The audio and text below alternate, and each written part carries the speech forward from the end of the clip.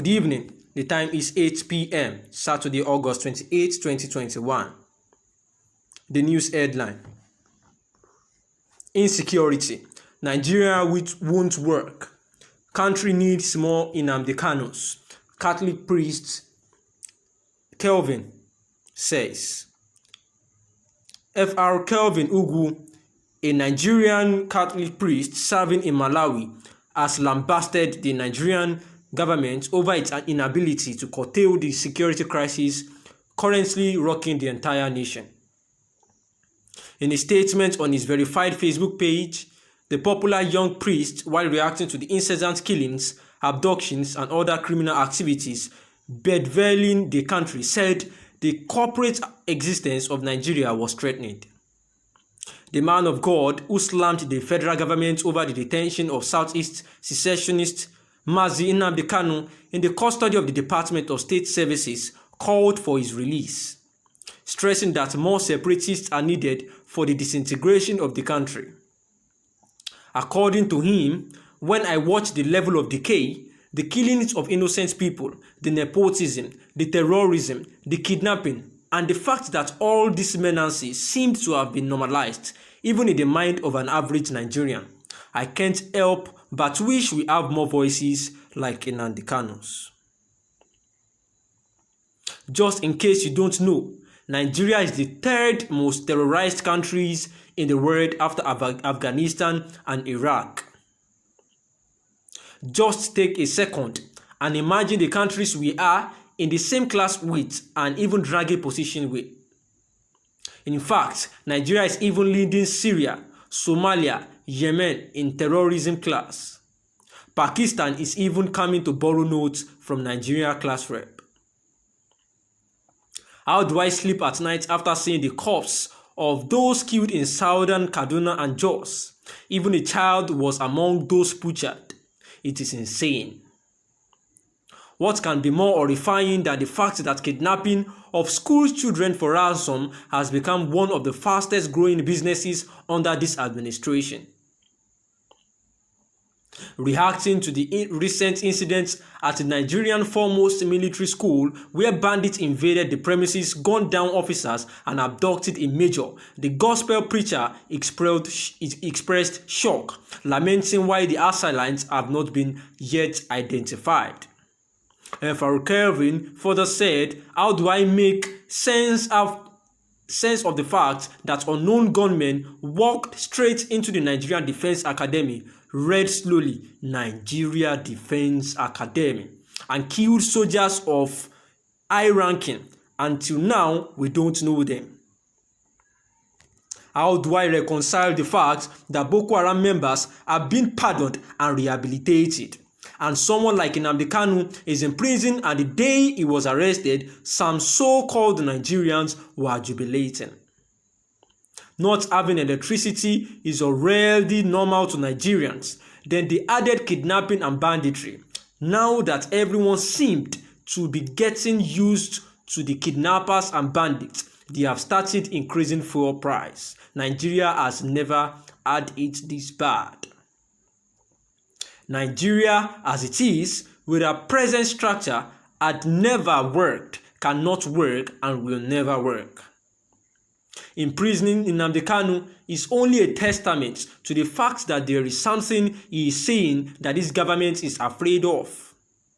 Silencing his voice, like how they tried silencing the voice of Twitter users, the victims of Lekki Toll Gate, only shows that the hidden plan this government is trying to execute is yet to unfold. But God is bigger than them and will shock them all.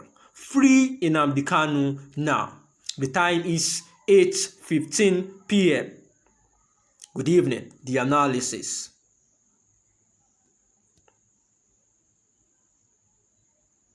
Just of recent, in a statement on the verified Facebook page of a young popular priest known as Kelvin Ugwu, a Nigerian Catholic priest who is presently serving in Malawi, he has lent his voice over the inability of the Nigerian government to curtail the security crisis currently rocking the nation. He cited that it has become normalized, and even to an average Nigerians, they see the recent crisis of nepotism, terrorism, and killing of the innocent souls as a normal thing in Nigeria, which is not supposed to be. He further said that he wishes that there are a lot of voices, much more voices like that of Nnamdi Kanu. He said he actually tried to bring awareness of the citizens of Nigeria that Nigeria is among the top terrorized countries in the whole world. And in fact, Nigeria is the third most terrorized country in Nigeria after Afghanistan and Iraq. And as one knows that some countries like Somalia, Syria, and Pakistan are also terrorized countries, of which the level of terrorism is on the high side. Meanwhile, he noted that Somalia, Yemen, and Pakistan, which we all know are part of the terrorism class, are even still borrowing notes from the Nigeria class rep, which means that Nigeria to them is still superior to these countries like Somalia, Yemen, and Pakistan. He then noted that how do we sleep at night after seeing the corpses of of people being killed in southern Kanu and Jos. He lamented about a child even being butchered and called it as being insane. The priest also noted that kidnapping of school children for ransom is becoming a growing business under the administration of President Muhammadu Buhari, which is not supposed to be so.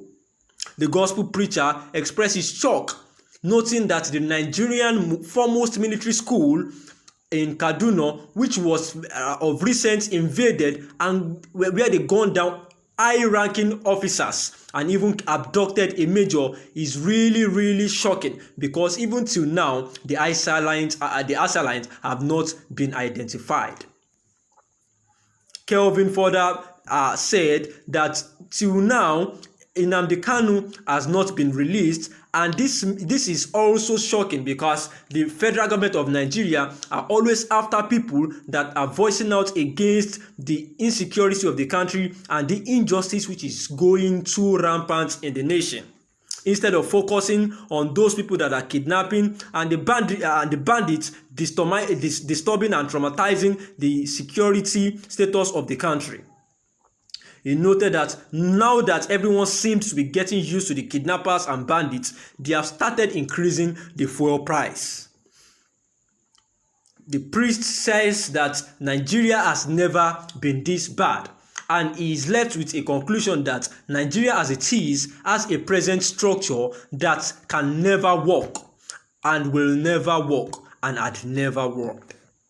He said to the federal government and the citizens of Nigeria that imprisoning Nnamdi Kanu is only a testament to the fact that there is something that he is saying that the government is actually afraid of, and silencing him like they have done on Twitter by banning Twitter, and also to the victims of the Lekki toll gate is just a proof that the government sees more pleasure in trying to execute people that are lending their voice against the ills and the abnormalities going on in the country. Then he therefore says that they need to free Nnamdi Kanu now, and we need more voices like that of Chief Nnamdi Kanu. Good evening. The time is 8:20 p.m.